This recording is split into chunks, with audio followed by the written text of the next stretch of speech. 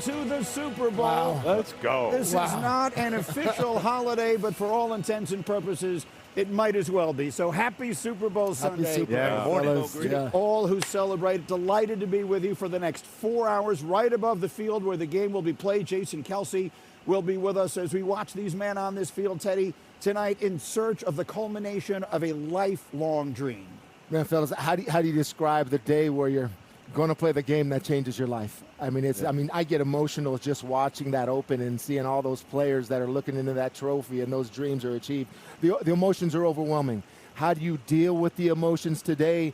I remember getting here hours before the game. I had to get out the locker room. I'm so intense. The intensity is there. The emotions are there. I grab my kids out the stands. I run around on the field. It was like I had to do something because you just know the day is here that your dreams can come true. And right here, I'm with my boys who are at home going to watch this game cheering for the Patriots today, of course, but still, this was me dealing with stress. This was me dealing with intensity. This is me dealing with all the emotions and all the weight that's going on during that day when we played the Philadelphia Eagles there in Jacksonville. So how do you deal with it? Because you know your dreams can come true and you can be a world champion today.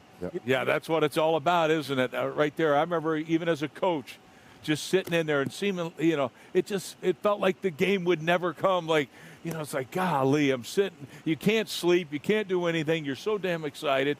And you're right.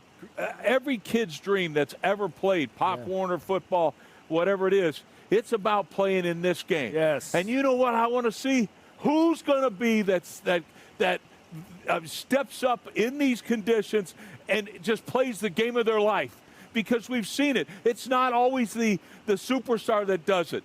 It's a Larry Brown that wins the MVP of a Super Bowl. It's a Timmy Smith who runs for 204 yards in a game. And then on the other side, there's some people that quite honestly wilt in these lights, in this pressure.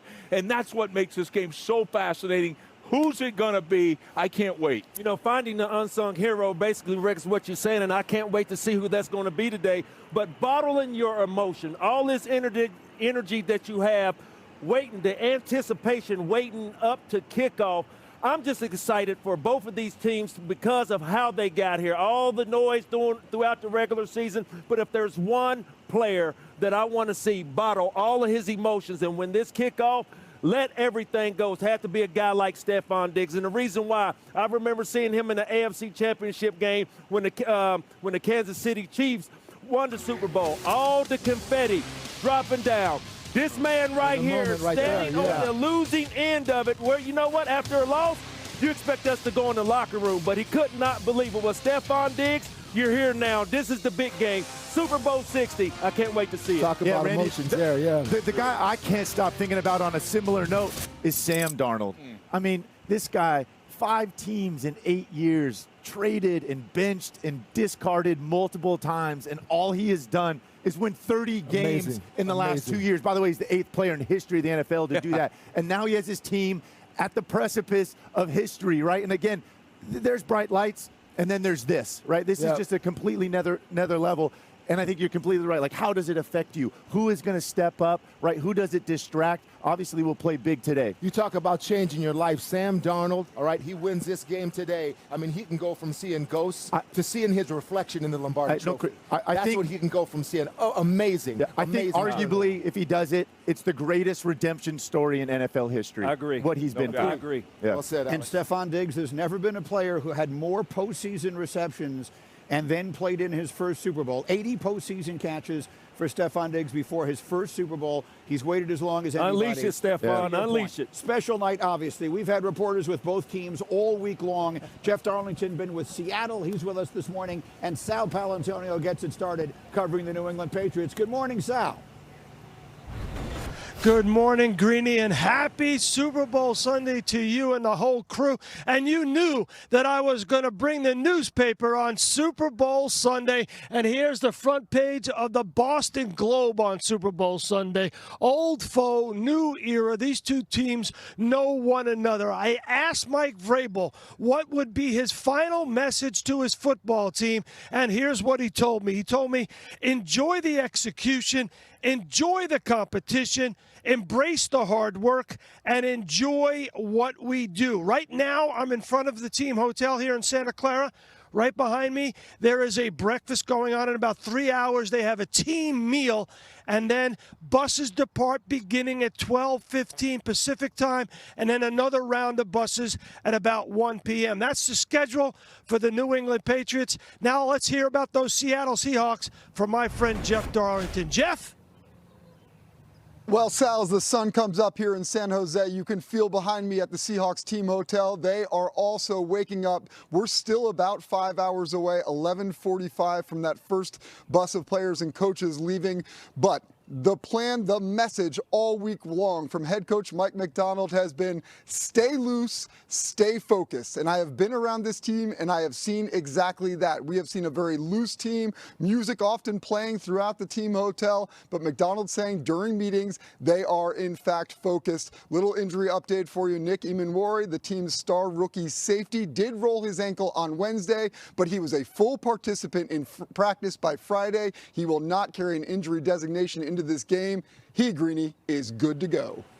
Yeah, critical, obviously, and Drake Maye also has been practicing in full. For those who haven't been following, just quickly, who was an early bus guy and who was the second bus guy? Early bus. Early bus. That's possible. I got to get there early. We know it. I mean, You know me, I'm late, baby. extra late bus. I'm surprised Rex made it by kickoff. All right, it is a day filled with huge stories. It is a day filled with huge stories, and a man who always comes before the first bus leaves is Adam Schefter, who's up with us early. Happy Super Bowl Sunday, Shefty. Happy Super Bowl Sunday, guys. And for the record, we were on the early bus this morning, and we are ready to go on Super Bowl Sunday. And so is Sam Darnold, the Seahawks quarterback, who is trying to mount that redemption story that Alex Smith talked about. Redemption in the midst of recovery as well. Has been battling an oblique injury throughout the playoffs, but was a full participant in practice all week long and is off the injury report and ready to go today in what is the biggest game of Sam Darnold's career. No injury designation, so that's good news for him, and he'll be ready to rock and roll later today, as will the Patriots quarterback Drake Maye, who injured his shoulder against the Denver Broncos in the AFC Championship game. Went down on the play, stayed down for a little bit, but he also does not have an injury designation for today. He also was a full participant in practice throughout the week. This is his first Super Bowl. We'll see how he reacts in the bright lights, but he does feel like he's ready to go. And just in case there's a question with either quarterback, here are the backup quarterbacks going into today. Two men who have lots of experience. Drew Lock in his third season with Seattle. Josh Dobbs in his first season with the Patriots, but 15 career starts. Both men are ready to roll, as is the Patriots head coach Mike Vrabel, who on Friday simulated Super Bowl conditions in the most meaningful way possible. As his team was practicing, an hour into practice, he sent them off the field and he played 14 minutes of music, including 2 Bad Bunny songs that his team could hear during practice. He took them back out on the field, tried to simulate halftime in the longer halftime show. We'll see if any effect that has today, Greeny. Yeah, he's got obviously a lot of Super Bowl experience. There were 9 players total, only 9 that have played in the Super Bowl that'll be playing in this game tonight. As we continue here, getting you ready, postseason NFL countdown, counting it down all morning long. Sun's about to rise.